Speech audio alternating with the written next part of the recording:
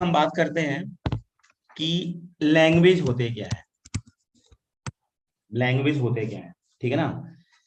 Language जैसे तुम्हारे पास एक लैंग्वेज है इंग्लिश, हिंदी, जो तुम्हें कुछ चीज सिखाता है, वैसे हमारे पास लैंग्वेज होते हैं कंप्यूटर के लैंग्वेज। क्या होते हैं? कंप्यूटर के लैंग्वेज होते हैं। तो कुछ वैसे लैंग्वेज होते हैं जो कि ह्यूमन बीइंग समझता है, कुछ वैसे लैंग्वेज होते हैं जो कंप्यूटर समझता है। तुमने पढ़ा होगा, हमने जब एंट्रेंस तैयारी की थी तो मैंने बताया था हाई लेवल लैंग्वेज और लो लेवल लैंग्वेज। तो हाई लेवल लैंग्वेज वो लैंग्वेज होता है जो हम समझते हैं ह्यूमन बीइंग्स, और लो लेवल लैंग्वेज वो होता है जो कंप्यूटर समझता है। लेकिन हम हाई लेवल लैंग्वेज जो हम लिखेंगे तो वो कंप्यूटर समझे, इसके लिए हमारे पास कंपाइलर्स होते हैं, ठीक है ना। तो हमारे पास सी प्लस प्लस के कंपाइलर होते हैं, जावा के कंपाइलर होते हैं, जितने भी लैंग्वेजेस हैं सबके कंपाइलर्स होते हैं, ठीक है ना। जो काम क्या करता है, हाई लेवल से लो लेवल में कन्वर्ट करने का काम करता है, ठीक है। तो उसी में हमारे पास कुछ जो लैंग्वेज है, तो पहला जो हमारे पास लैंग्वेज है यहाँ स्टार्ट करेंगे। सबसे पहला हमारा जो लैंग्वेज है ना वो आया सी लैंग्वेज। सी को हम बोलते हैं, यहाँ से स्टार्ट को लिखना, मदर लैंग्वेज। क्या बोलते हैं इनको हम? Mother language. क्योंकि जितने भी लैंग्वेज बने हैं ना वो सी से ही डिराइव हुए हैं। डेनिस रिची ने, लिख लेना इसका नाम, डेनिस रिची ने इसको डेवलप किया था। पहला क्वेश्चन तुम्हारे पेपर में यही आता है कि हु डेवलप सी लैंग्वेज, ठीक है ना। तो सी लैंग्वेज को हम क्या बोलते हैं? मदर लैंग्वेज बोलते हैं। रीजन ये है मदर लैंग्वेज का कि पहला ये हाई लेवल लैंग्वेज था। इसके पहले कोबोल, पास्कल, ये सारे लैंग्वेज जो थे ना वो बाइनरी लैंग्वेज में आते थे। बाइनरी लैंग्वेज का मतलब ये हुआ कि वो क्या थे, मशीन डेवलप वाले थे। हम बहुत इक्का दुक्का उसको डेवलपर मिलता था। लेकिन जब सी लैंग्वेज आया ना तो बहुत लोगों ने इसका जानना पढ़ना शुरू कर दिया। डेनिस रिची, स्पेलिंग देख लो ना डेनिस रिची का। स्पेलिंग मुझे भी क्लियर नहीं है, वो देख लेना, देख लो, ये उस पर देख लेना, गूगल पे देख लो। डेनिस रिची, RITCHI, ठीक है ना, DANISH। उसके बाद आया सी प्लस प्लस। इस लैंग्वेज के बाद हमारे पास क्या आया? C plus plus. तो इसका क्या मतलब है? इसका मतलब है C+1। इसका जो C++ है ना, इसका क्या मतलब है? C+1। जैसे देखते हो ना एंड्रॉइड का वर्जन आता है 98.1 2 3, वैसे ही C++ का मतलब क्या हुआ? C+1। मतलब कि इसके अंदर हमारे पास एक अपर वर्जन। तो हम इसको बोल दिया हमने फर्स्ट जनरेशन लैंग्वेज, इसको हमने बोल दिया सेकेंड जनरेशन लैंग्वेज C++ को। उसके बाद हमारे पास आया, ये आया जावा, ठीक है। ये इसके बाद आया हमारे पास डॉट नेट, ये हमारे लैंग्वेज तुम्हें सब पढ़ने को मिलेंगे, ठीक है ना। इसको हमारा C# बोलते हैं, इसको शार्प, ठीक है। एंड्रॉयड, एंड्रॉयड और पाइथन, ये सारे हमारे लैंग्वेज हैं। एक उसमें हमारे पास PHP भी है। ये सारे हमारे क्या हैं? प्रोग्रामिंग लैंग्वेज है। ये हमारा क्या आया? थर्ड जनरेशन लैंग्वेज, 3G बोलते हैं उसको। हाँ, C+1 C++ से आगे। हाँ, सी से अगला है हमारे पास C++। तो ये जो प्लस है ना, इसी प्लस का मतलब क्या होता है हमारे पास? इसका प्लस का मतलब क्या होता है हमारे पास? 1। मतलब उसके अंदर एक अपर वर्जन। C++ का मतलब क्या हुआ? अपर वर्जन।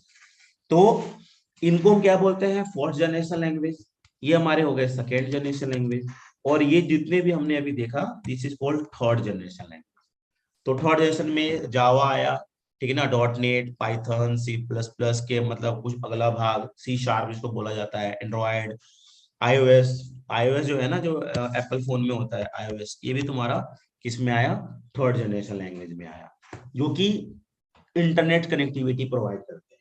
तो बहुत ज्यादा फास्ट लैंग्वेज के लिए हम यूज करते हैं। हाइपर टेक्स्ट प्री प्रोसेसर इसका फुल फॉर्म है, लिखना है लिख लो ब्रैकेट नीचे करके यहाँ पे, हाइपर टेक्स्ट प्री प्रोसेसर। ये एक जिसकी वेब टेक्नोलॉजी है ना, उसके अंदर हम ज्वाइन करते हैं इसको।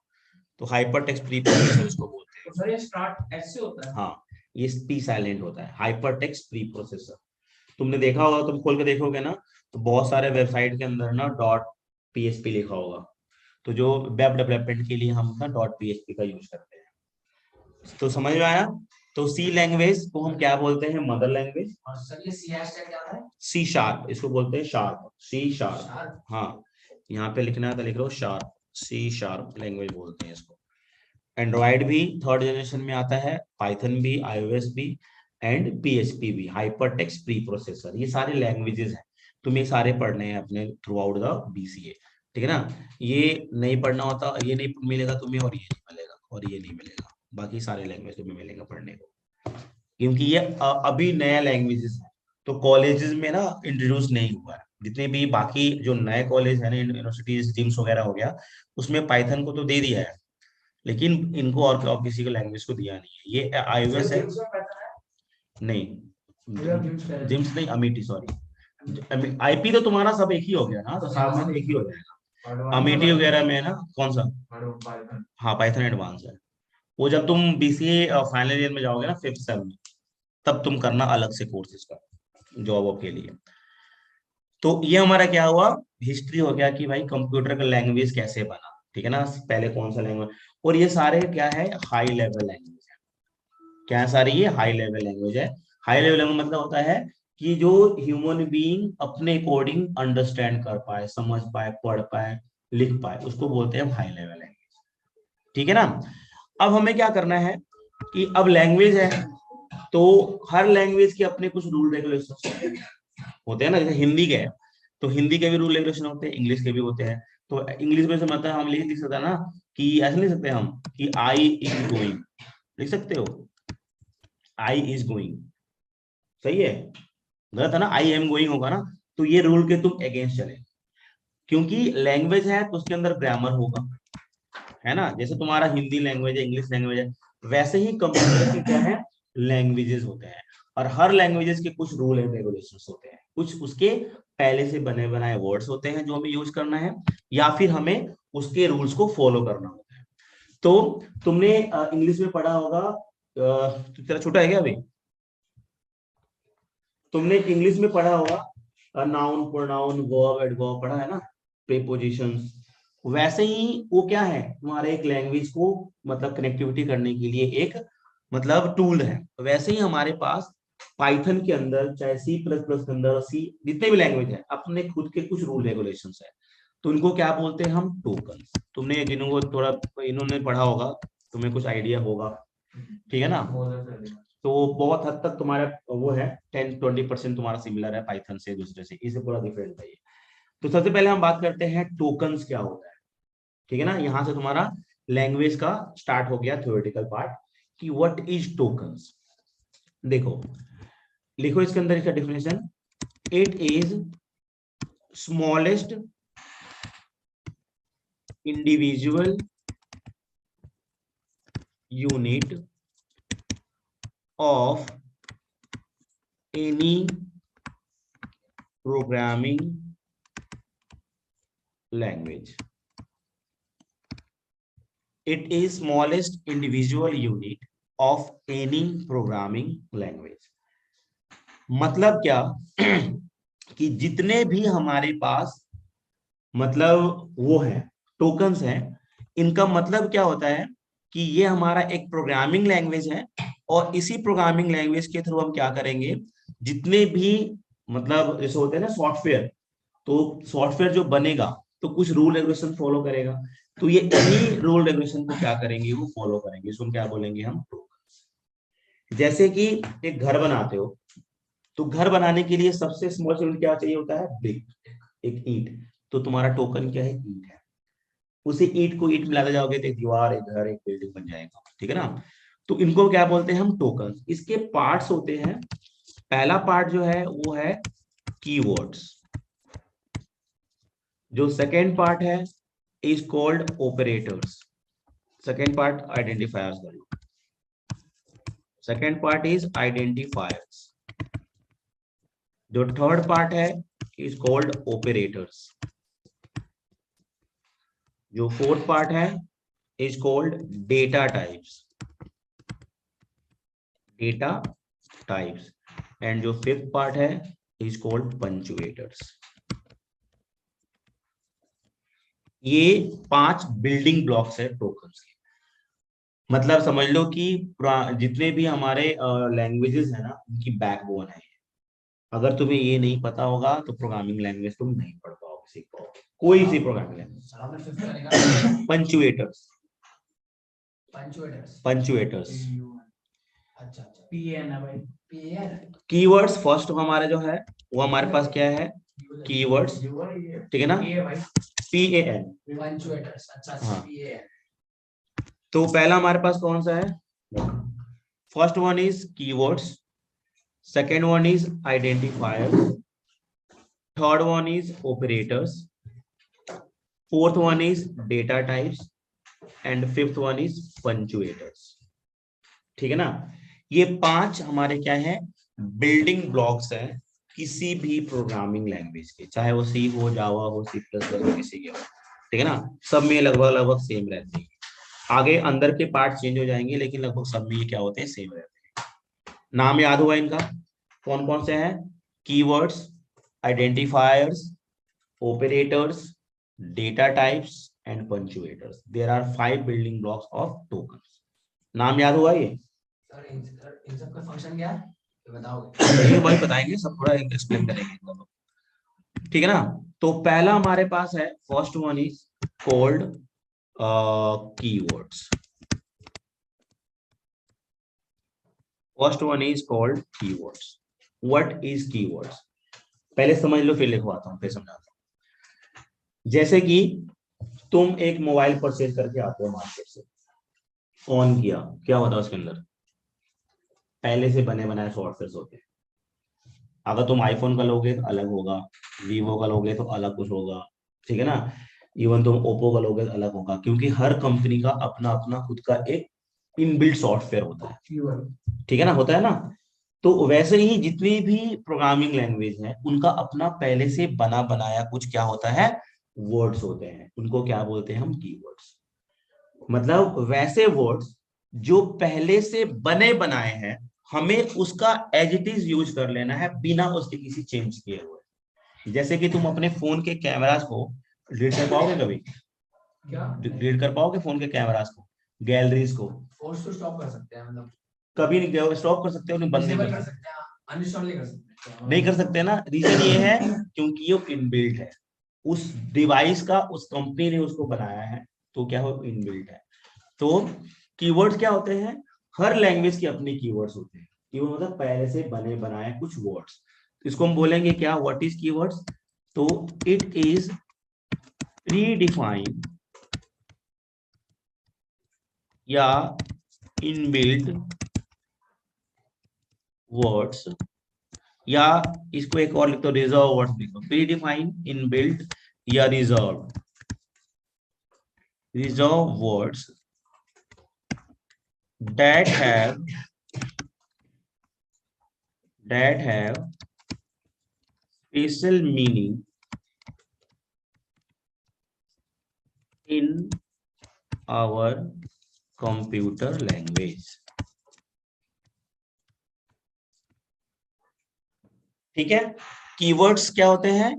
कीवर्ड्स, ठीक है ना, आर प्री डिफाइंड, पहले से बने बनाए हैं, इनबिल्ट है मतलब सिस्टम से जनरेटेड है, रिजर्व है, ठीक है ना, वर्ड्स है, ठीक है ना, that have special meaning in our computer language. ठीक है ना, ये कंप्यूटर लैंग्वेज में क्या है, बने बनाए हमारे क्या है, ये वर्ड्स है। इसका मतलब ये हुआ कि कीवर्ड्स को हम कभी भी वेरिएबल के फॉर्म में यूज नहीं करते। यहाँ पे लिख लो कि we can not use any keywords, we can not use any keywords as variables. We cannot use any keywords as variables।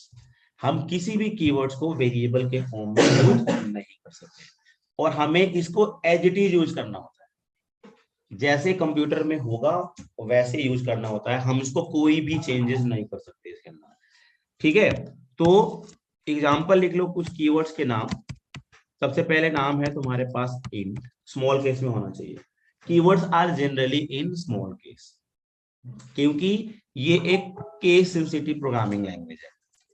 क्या है?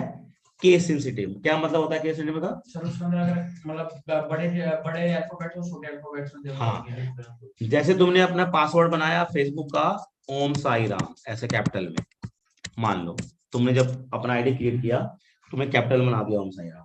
जब तुम दोबारा लॉगिन कर रहे हो तो तुम डाल रहे हो ओम साई राम। ईमेल में होना होगा सर, कैसे? नहीं, पासवर्ड, पासवर्ड तो तुम ले लेगा वो? नहीं लेगा ना। email को no के ईमेल की बात नहीं कर रहा ना, पासवर्ड की बात कर रहा हूँ। तो लेगा वो? नहीं लेगा। क्यों? क्योंकि तुमने कैपिटल में डाल रखा है, तुम स्मॉल में डाल रखे हो, नहीं लेगा। इसको बोलते हैं केस सेंसिटिव। इसी को बोलते हैं हम क्या? Case sensitive. तो जितने भी लैंग्वेजेस है ना, ऑलमोस्ट सारी लैंग्वेजेस केस सेंसिटिव होते हैं। तो सी लैंग्वेज भी तुम्हारा केस सेंसिटिव है। अगर तुमने यहाँ पे लिखा हुआ है ओम साई राम स्मॉल में, ठीक है ना, तुमने अगर कैपिटल में लिख दिया ऐसे तो एरर आ जाएगा। तो कीवर्ड्स क्या है?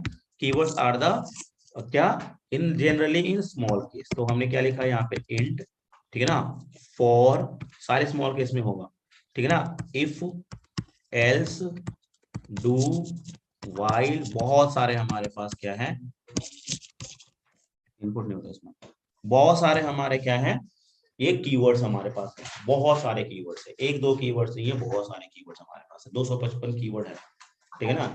जैसे जैसे तुम पढ़ते चलोगे तुम्हारे कीवर्ड्स तुम्हें पता लगता शुरू हो जाएगा कि ये सारे हमारे कीवर्ड, और ये सारे लगभग स्मॉल केस में होते हैं। एक आधा तुम्हारा है जो कैपिटल केस में होगा, जैसे नल है, NU डबल है, वो कैपिटल में होता है। बाकी लगभग सारे तुम्हारे पाइथन का अलग कीवर्ड्स है। जरूरी नहीं है जो इसमें तुम्हारा कीवर्ड है पाइथन में कीवर्ड, ठीक है ना, ऐसा नहीं है। वहां पे तुम्हारा इनपुट कीवर्ड था पाइथन में, यहाँ पे इनपुट एक वेरिएबल है, कीवर्ड कुछ भी नहीं है। समझ में आ रहा है? तो कीवर्ड्स के क्या डिफरेंस है, समझ में आया? तो कीवर्ड्स क्या है? ये हमारे प्री डिफाइंड वर्ड्स है, पहले से बने बनाए वर्ड्स है। हम इसको एज ए वेरिएबल यूज नहीं कर सकते, मतलब ऐसा नहीं लिख सकते इंट इक्वल्स टू 10, ये वेरिएबल हुआ, ये हम नहीं बना सकते इसको, इक्वल टू, हाँ नहीं कर सकते इसको। हाँ अगर तुम ऐसे कैपिटल लेटर में कर दोगे ना, इंट इक्वल्स टू 10, अब ये वैलिड है, अब माना जाएगा। क्योंकि कंप्यूटर जो है ना, इसको जानता है, INT स्मॉल को जानता है, कैपिटल को नहीं जानता, तो इसको वेरिएबल बनाने देगा, लेकिन इसको वेरिएबल नहीं बनाने देगा, ठीक है ना। INT स्मॉल केस में तुम वेरिएबल बना सकते हो, लेकिन कैपिटल केस में जाने के लिए तुम्हें क्या करना पड़ेगा? अगर वेरिएबल बनाना है तो वेरिएबल मतलब कोई हम प्रोग्रामिंग करेंगे ना, तो उसमें एक वेरिएबल लेंगे, XYZ तुम लेते हो ना मैथ्स के अंदर, तो वही XYZ तुम्हारा इसमें अंदर है, लेकिन XYZ तुम्हारा वेरिएबल है और ये सारे तुम्हारे कोई वेरिएबल्स नहीं। हाँ वही समझो, वही समझो, लेकिन इसके अंदर नहीं मान सकते। तो पहला समझ में आया कीवर्ड्स क्या हुआ। टोकन्स का पहला हमारे पास पार्ट ये था, हमने जो करा था कीवर्ड्स क्या होता है। तो keywords are predefined inbuilt words that have special meaning in our computer language and we cannot use keywords as variables। ये तुम्हारे पेपर में एज इट इज क्वेश्चन आएगा जो मैं लिखवा रहा हूँ, 100%, 500%, ठीक है ना, एज इट इज पेपर में। What is keyword, what is identifier, या व्हाट इज टोकन, ठीक है ना, पूरा भी आ सकता है, या कीवर्ड आइडेंटिफायर में डिफरेंस भी आ सकते हैं। तो तुम अभी जो बना रहे हो, तुम अभी जो नोट्स तो तुम्हारा बन रहा है साथ साथ में, तुम पेपर पॉइंट ऑफ व्यू से भी चल रहे हो, इंटरव्यू के पॉइंट ऑफ व्यू से भी चल रहे हो, और तुम्हारा अपना खुद का आगे करियर के पॉइंट ऑफ व्यू से भी चल रहे हो।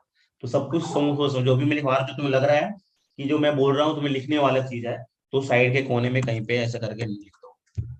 अभी तुम्हें तो याद आ जाएगा, लेकिन जब तुम बाद में 1 साल 2 साल बाद 3 साल बाद जब पलटोगे ना पेज, तो तुम्हें याद आके तुरंत एक बार ही सारा समझ में आ जाएगा, ठीक है ना। और इस रजिस्टर को संभाल कर रखना, ये नहीं कि बाद में उसको रद्दी में भेज देना है। तो पहला हमारे पास क्या हुआ? कीवर्ड्स, क्लियर हो गया। दूसरा हमारे पास है identifier, second one identifier, second one is हमारे पास है क्या? आइडेंटिफायर्स। अब ये आइडेंटिफायर्स होते क्या है, ठीक है ना। तो आइडेंटिफायर्स मतलब होता है रूल्स फॉर क्रिएटिंग,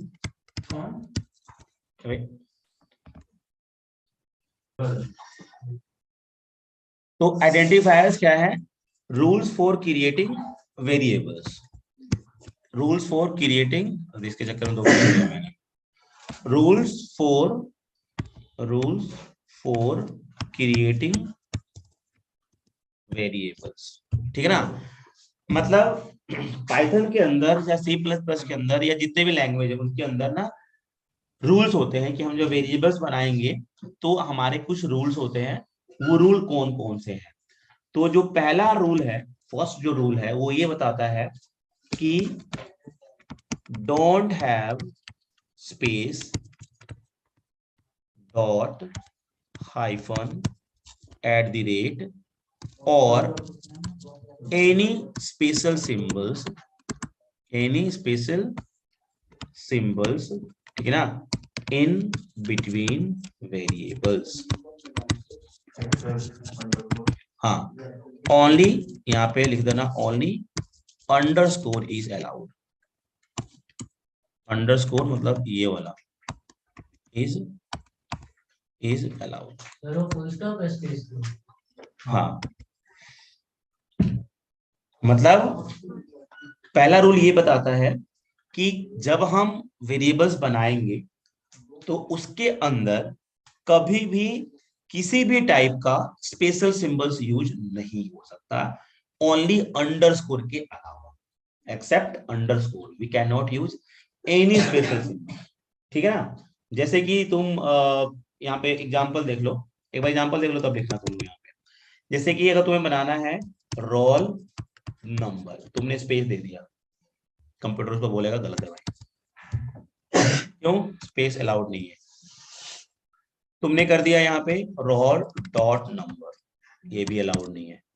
या हमने कर दिया यहाँ पे जैसे होता है ना इम्पोर्टेंट, तो इम्पोर्ट के हम लिखते हैं डॉट लगा देते हैं, ये भी अलाउड नहीं है, ठीक है ना। कुछ भी एक्स्ट्रा चीज अलाउड नहीं है इसके अंदर, ठीक है। अच्छा, तुमने क्या कर दिया, एट द रेट लगा दिया, जैसे तुमने ईमेल आईडी बना रहे हो किसी का, तो लिख दिया राम एट द रेट 1 2 3, ये भी अलाउड नहीं है, ठीक है। तुमने बना दिया जैसे कि मार्क्स, टोटल मार्क्स ऐसे बना दिया, टोटल हाइफन मार्क्स, ये भी अलाउड नहीं है। क्या अलाउड है तुम्हारे पास, अलाउड है ऐसे, तुम्हें अगर करना है तो यूं कर दो, रोल अंडरस्कोर नंबर, आगे भी पीछे भी कहीं भी लगा सकते हो, अलाउड है, अंडरस्कोर अलाउड है। या फिर तुम ऐसे कर दो रोल नंबर, यूं कर दो, चिपका के लिख दो, इसके अलावा कुछ भी अलाउड नहीं। कोई भी स्पेशल सिंबल, जैसे मैंने यहाँ पे कम लिखा है ना, hash, hyphen, dot, at the rate, ये कॉमा, कुछ भी कॉलन, कुछ भी अलाउड नहीं है। तुम्हें वेरिएबल्स बनाने हैं तो तुम या तो चिपका के लिखो इसको ऐसे, या फिर उसके अंदर अंडरस्कोर लगा दो, ऐसे अंडरस्कोर लगा दो, इनके अलावा तुम कुछ भी नहीं लगा सकते, ये ध्यान देना। लिख रहे हो सारी चीजें, ये लिखते चलो सारे, ये अगर तुमने पहले भी कर रखा है फिर भी लिखते चलो ये। तो ये हमारे क्या है, पहला रूल है कि we can not use any special symbols like space, hash, hyphen, dot, कुछ भी इन बिटवीन वेरिएबल्स। तुम्हें अंडरस्कोर के अलावा कुछ भी नहीं ऑप्शन दिया जाएगा। जब तुम ईमेल आईडी बनाते हो तो वहां पे क्या ऑप्शन होता है, वहां पे 2 ऑप्शन होता है, एक डॉट भी होता है उसके अंदर। जब तुम ईमेल आईडी बनाओगे ना, तो जैसे मान लो मेरा है ऐसे cbytes.info, या तुम ऐसे बना सकते हो cbytes_info, इनके अलावा तुम और कुछ भी यूज नहीं कर सकते इसके अंदर। तुम ऐसे यूज कर सकते हो कि cbytes-info, बनने नहीं देगा, एट द रेट या हैश इन्फो, कोमा इन्फो नहीं बनने देगा। एट द रेट का डोमेन नेम है ना, वो तो डोमेन नेम है, उसके पहले का, एट द रेट से पहले का तुम्हारा ईमेल आईडी बनता है, at the rate yahoo.com, email gmail.com, वो अलग चीज है, ये वाला स्पेस कहाँ यूज कर लिया था, नहीं यूज होती, खाली डॉट, पहले तो अंडरस्कोर ही था, डॉट भी नहीं था, लेकिन इतने ईमेल आईडीज यूज होने शुरू हो गए ना, तो कंपनी वालों ने डॉट भी लगा दिया बीच में। तो डॉट और अंडरस्कोर वहां पे अलाउड है, लेकिन प्रोग्रामिंग लैंग्वेज में डॉट भी अलाउड नहीं है। क्या अलाउड है, ओनली स्पेस, अंडरस्कोर अलाउड है, कुछ भी अलाउड नहीं है। अंडरस्कोर तुम दे सकते हो, अंडरस्कोर या फिर नो स्पेस, बिल्कुल चिपका के लिख दो, एक ही वर्ड बन जाएगा। तुम्हें अंडरस्कोर देना अंडरस्कोर दे दो, या दोनों चिपका के लिख दो बिना स्पेस के, तो तुम्हारा ये वेरिएबल्स माना जाएगा। और ये तुम गलती करोगे, अनअवेयर प्रोग्रामिंग जब स्टार्ट करूंगा ना, तो गलती करोगे, तो ये तुम्हें ध्यान रखना चाहिए कि ये रूल हमें ये बताता है कि हमें गलती ये नहीं करना, तो ये ध्यान रखना है, तो मैं जब प्रोग्रामिंग करोगे तो, ठीक है। तो पहला रूल हमारा क्या बताता है कि कोई भी किसी भी वेरिएबल के बीच में हम क्या यूज नहीं कर सकते, कोई भी स्पेशल सिंबल्स यूज नहीं कर सकते, ठीक है। अब आते हैं हम दूसरे रूल पे। सेकेंड रूल क्या कहता है, सेकेंड रूल ये कहता है, सेकेंड रूल कि can't starts with numeric value, numeric value मतलब किसी भी वेरिएबल को हम न्यूमेरिक वैल्यू से स्टार्ट नहीं कर सकते। जैसे कि एग्जांपल मैं तुम्हें देता हूं, अगर मैं ऐसे नहीं कर सकता 4ABC हो जाएगा, और सर वो भी 1 अंडरस्कोर रोल नंबर नहीं अगर तुम ऐसे कर सकते हो 1 अंडरस्कोर रोल वो भी गलत है, तभी गलत हो जाएगा क्योंकि न्यूमेरिक स्टार्ट हो गया। हाँ तुम ऐसे कर सकते हो, अंडरस्कोर रोल नंबर 1 कर हाँ अंडरस्कोर 1 कर दो, रोल कर दो, अलाउड हो जाएगा। अंडरस्कोर 1 कर दोगे ना तो अलाउड हो जाएगा, ऐसे या 4 कर दोगे तो अलाउड हो जाएगा क्योंकि तुम्हारा स्टार्टिंग क्या हो गया, अंडरस्कोर से हो गया। ठीक है ना, स्टार्टिंग तुम्हारा कहाँ से हो गया, अंडरस्कोर से हो गया। तुम्हें देख लो बड़ी ये सारी चीजें तुम्हें भी रिकॉल हो जाएगी। अंडरस्कोर कहाँ से हो गया तुम्हारा, इससे हो गया। लेकिन ऐसा नहीं है कि तुम ये मतलब कि 1 से स्टार्ट करोगे बाकी सी हो जाएगा, ऐसा नहीं। तुम चाहो तो ऐसे कर सकते हो, तुम्हारे पास ABC है ना, तो AB 006C कर दो, ये भी अलाउड है। मतलब पहला पोजीशन छोड़ के तुम जहां मर्जी दो, कोई दिक्कत नहीं है इसको, बस स्टार्टिंग में तुम्हारा ये न्यूमेरिक नहीं होना चाहिए, चाहे कोई भी नंबर नहीं होना चाहिए। ठीक है ना। अच्छा अगर तुमने ऐसे कर दिया 4 5 रोल नंबर, अलाउड है, नंबर स्टार्ट हो गया, नहीं अलाउड है। अगर अंडरस्कोर कर दिया दोनों साइड तो अलाउड है, फिर allowed है ना, क्योंकि तुम्हारा स्टार्टिंग पॉइंट क्या हो गया, अंडरस्कोर हो गया, तो अंडरस्कोर तो अलाउड है ही, तो ये तुम्हारा अलाउड है। ठीक है, तो पहला रूल क्या बताता है कि किसी भी वेरिएबल के बीच में कोई स्पेशल सिंबल्स यूज नहीं होना चाहिए एक्सेप्ट अंडरस्कोर। दूसरा रूल ये बताता है कि कभी भी हम किसी वेरिएबल को न्यूमेरिक नंबर से स्टार्ट नहीं कर सकते। बाकी जो मर्जी बीच में कर लो, एंड में कर लो, कहीं पे भी कर लो, लेकिन स्टार्टिंग न्यूमेरिक से नहीं करना चाहिए। अंडरस्कोर भी दे दोगे ठीक है, लेकिन स्टार्टिंग मत करना। समझ में आ गया दूसरा रूल। अब आते हैं हम थर्ड रूल पे। थर्ड रूल ये बोलता है कि डोंट यूज कीवर्ड्स, जो हमने पहले भी पढ़ा है, कीवर्ड्स एज वेरिएबल्स। डोंट, हाँ अभी हमने जो कीवर्ड्स में डिफिनेशन पढ़ा है ना, वो सेम है कि don't use keywords as variables, मतलब हम कोई भी कीवर्ड्स को एज अ वेरिएबल यूज नहीं कर सकते। कैसे, जैसे मान लो तुमने बनाना है वेरिएबल, तुम यहाँ पे इंट, जो बताया मैंने, इंट इफ इक्वल्स टू 10 नहीं दे सकते। इफ तुम्हारा क्या है, कीवर्ड है, गलत हो जाएगा। हाँ तुम ऐसे कर सकते हो, इंट if, ये तुम्हारा सही। तो सर स्टार्टिंग फ्रॉम INT से, INT तुम्हारा वेरिएबल है ना, वो दे सकते हो, उसमें कोई दिक्कत नहीं। चलो अभी इसको रहने दो, फिर ये ऐसे कर लो। तुम ऐसा नहीं कर सकते INT इक्वल्स टू, क्या बताया पहले जी, उसको भी रहने दो, INT इक्वल्स टू 20 कर सकते हो सर हाँ ये हो जाएगा क्योंकि I कैपिटल है, क्योंकि इंट तुम्हारा कीवर्ड है, लेकिन स्मॉल इंट तुम्हारा कीवर्ड है। अगर हम ऐसे लिखेंगे इक्वल्स टू 20 तब ये नहीं करने देगा। क्यों, क्योंकि वो वेरिएबल है, इंट तुम्हारा वेरिएबल है, और ये क्या कह रहा है कि इसको हम क्या बना रहे हैं, वेरिएबल बना रहे हैं, तो ये वेरिएबल अलाउड नहीं है क्योंकि वो क्या है, कीवर्ड है। कीवर्ड कभी वेरिएबल नहीं बन सकता। ठीक है ना। अच्छा अगर हम एक फॉर भी हमारा कीवर्ड है, फॉर इक्वल्स टू हमने डाल दिया अगर मान लो 30, ये भी नहीं बनने देगा। हमने अगर ऐसे कर लिया FOR ऐसे, तो ये 30, तो ये बन जाएगा। या हमने ऐसे दे दिया, अगर हमने F कैपिटल लिख दिया और OR फिर कोई भी, हाँ या हमने ऐसे कर दिया अंडरस्कोर 4, ये अंडरस्कोर हाइफन है सर, ये अंडरस्कोर है, बन जाएगा। या तुम ऐसे कर देते हो 4 डॉट इक्वल्स टू 30, होगा। सर ये मैं कहता हूं ये हो, डॉट तो अलाउड ही नहीं है, डॉट तो अलाउड ही नहीं है, चाहे तुम कीवर्ड के साथ यूज करो या बिना कीवर्ड के साथ यूज करो, डॉट तो अलाउड ही नहीं है। अंडरस्कोर अलाउड था तो मैं इसको टिक मार कर दिया, अंडरस्कोर अलाउड है, उसके बाकी कुछ अलाउड ही नहीं है।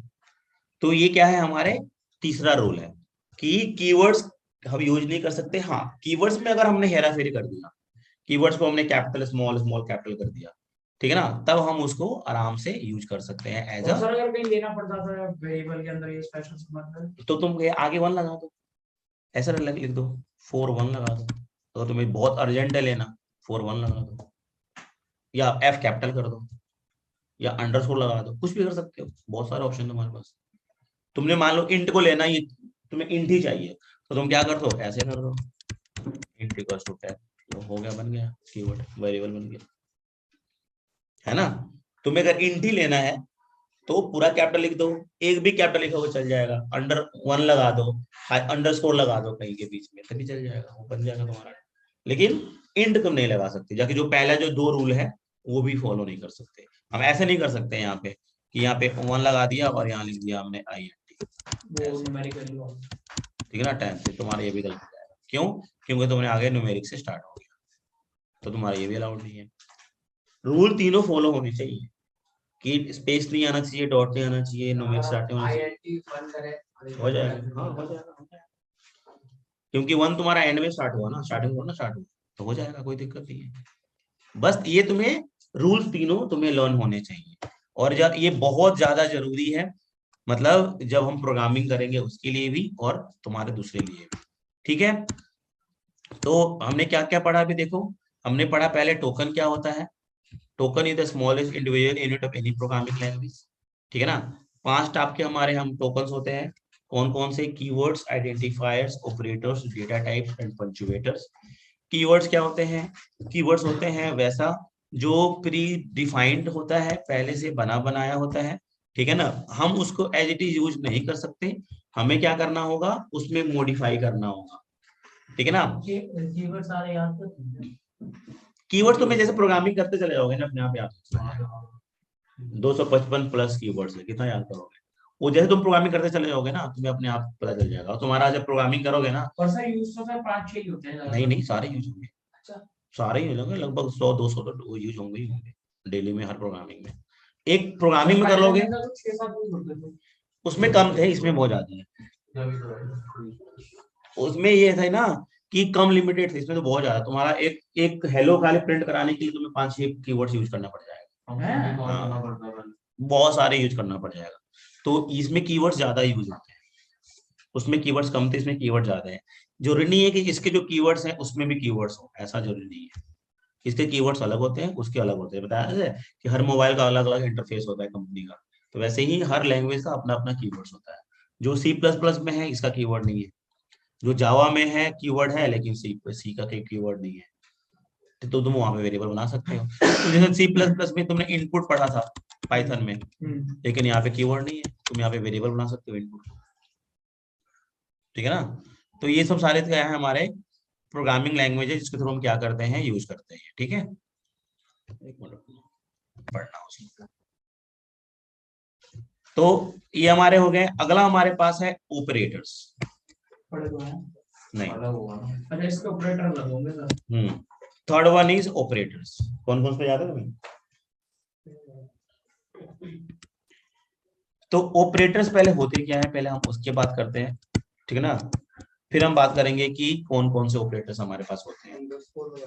नहीं, जैसे कि हमने करा x equals to y plus z, तो x y z को हम बोलते हैं ऑपरेंड्स, ऑपरेंड्स बोलो, या फिर इसको हम वेरिएबल भी बोल देते हैं कभी कभी, और इक्वल्स टू और प्लस को क्या बोलते हैं हम, ऑपरेटर्स। मतलब क्या हुआ कि what is operators, operators are used to operate on operands, ठीक है ना, operators are used to operate on operands या फिर वेरिएबल्स। तो इक्वल्स टू और जो प्लस का साइन जो है ना, वो क्या है, हमारे ऑपरेटर्स हैं, और जो एक्स वाई जेड जो है ना, वो क्या है हमारे पास, ऑपरेट लिखा है मैंने यहाँ पे, operators are used to operate on operands या फिर वेरिएबल्स। इसमें ऑपरेटर एक्स और जेड होगा, लिखा तो है ना यहाँ पे, देखना यहाँ पे इक्वल्स टू और जो प्लस है वो हमारे ऑपरेटर्स हो अच्छा गए, अच्छा अच्छा और एक्स वाई जेड को हम क्या बोलेंगे यहाँ पे ऑपरेंड्स बोलेंगे। यानी अगर वाई और जेड हो तो ये जो प्लस का काम क्या होता है, प्लस का काम ऑपरेटर है, तो इनको क्या करेगा, ऑपरेट करवाएगा। अगर मान लो इसकी वैल्यू 10 है, इसकी वैल्यू 20 है, तो तुम्हारा वैल्यू 30 आ जाएगा। ऑपरेटर यही होते हैं ना, ऑपरेट करवाने वाले। तो प्लस का काम क्या हुआ है, वाई और जेड को ऐड करवाना, इक्वल टू क्या हो गया है, असाइन करवाना। तो इसको हम क्या बोलते हैं, ऑपरेटर्स बोलते हैं, जो कि किसी दो वेरिएबल्स को आपस में क्या कर रहा है, ऑपरेट कर रहा है। ठीक है ना, दो या तीन भी हो सकते हैं, उनको आपस में ऑपरेट करवाए या उनको क्या करे, फंक्शनैलिटी करे, इज कॉल्ड ऑपरेटर्स। ठीक है, तो सी लैंग्वेज में हमारे पास तीन टाइप्स के ऑपरेटर्स होते हैं। हाँ, first one is unary, second one is binary, and third one is ternary, जो कि उसके अंदर नहीं होता था। Third one is ternary. पहला हमारे पास क्या है, यूनरी लैंग्वेज, यूनरी।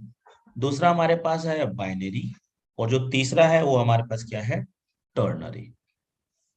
ठीक है, अब यूनरी को क्या होता है, और ये पेपर में एज इट इज तुम्हारे पेपर्स में आते भी हैं। ठीक है ना, कि difference between unary, binary and ternary, जैसे मैं लिख रहा हूँ वैसे लिखना, तुम्हें पेपर में ऐसे लिख के आना है, तुम्हारे में भी सेम आएगा क्वेश्चन ये, यूनरी, बाइनरी एंड टर्नरी। तो व्हाट इज यूनरी ऑपरेटर्स, तो लिखोगे इसके अंदर, इट हैज, हाँ, ओनली वन ऑपरेंड, या फिर वेरिएबल्स। इसमें लिखोगे इट हैज टू ऑपरेंड्स या वेरिएबल्स। इसमें it has more than two operands. Unary में क्या हुआ कि it has only one operands variable, binary में टू ऑपरेंड्स, और टर्नरी में दो या दो से ज्यादा। अब कौन कौन से होते हैं यूनरी में, आप पहले वो देख लेते हैं। पहला हमारे पास है ए प्लस प्लस, इसको हम बोलते हैं पोस्ट फिक्स। ठीक है ना, या पोस्ट इंक्रीमेंट, शॉर्ट में लिख रहा हूं मैं, लिख लेना यहाँ पे, पोस्ट इंक्रीमेंट। ए प्लस प्लस, पोस्ट फिक्स या फिर पोस्ट इंक्रीमेंट। ठीक है, दूसरा हमारे पास है प्लस प्लस ए, इसको बोलते हैं हम प्रीफिक्स या प्री इंक्रीमेंट, प्री इंक्रीमेंट। दो मैं ऊपर लिखता हूं यहाँ पे। तीसरा हमारे पास है ए माइनस माइनस। ठीक है ना, तो इनको क्या बोलते हैं, इनको भी हम पोस्ट फिक्स डिक्रीमेंट बोलते हैं, पोस्ट फिक्स डिक्रीमेंट। ठीक है ना, या पोस्ट डिक्रीमेंट, पोस्ट डिक्रीमेंट। चौथा हमारे पास क्या हुआ, ए माइनस माइनस, माइनस माइनस ए, ऐसे माइनस माइनस ए, इनको क्या बोलेंगे हम, प्री फिक्स डिक्रीमेंट या प्री डिक्रीमेंट। चार होते हैं इसके पार्ट्स, कौन कौन से, ए प्लस प्लस, प्लस प्लस ए माइनस माइनस, माइनस माइनस ए। जो बाद में लगता है उसको बोलते हैं पोस्ट, जो पहले लगता है उसको बोलते हैं प्री। तो पोस्ट इंक्रीमेंट या प्री इंक्रीमेंट बोलो, या पोस्ट फिक्स इंक्रीमेंट या प्री फिक्स इंक्रीमेंट बोलो। ठीक है, तो ये किसके पार्ट हो गए हमारे, यूनरी के। यूनरी के हमारे पास चार पार्ट्स हो गए। ठीक है ना, कौन कौन से, इसका डेफिनेशन हो गया, चार पार्ट्स हो गए। ए प्लस प्लस, इसको बोलते हैं पोस्ट इंक्रीमेंट, प्लस प्लस ए प्री इंक्रीमेंट, ए प्लस ए माइनस माइनस और माइनस माइनस। ठीक है ना, ये पाइथन लैंग्वेज में नहीं था, ये इसमें ही होता है। अच्छा, बाइनरी में हमारे पास होते हैं कौन कौन से, बाइनरी में हमारा पहला है अर्थमेटिक, अर्थमेटिक ऑपरेटर। दूसरा हमारे पास होता है और लॉजिकल ऑपरेटर। हाँ, ये लगभग सेम है, लेकिन उसमें ज्यादा थे, इसमें कम है। ठीक है ना, असाइनमेंट ऑपरेटर, असाइनमेंट ऑपरेटर, और जो फोर्थ है इज कॉल्ड रिलेशनल ऑपरेटर। इसमें बस 4 है, arithmetic operator, logical operator, assignment operator और रिलेशनल ऑपरेटर।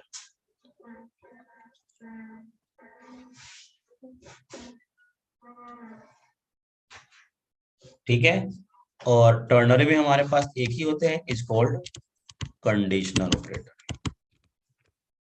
Conditional operators.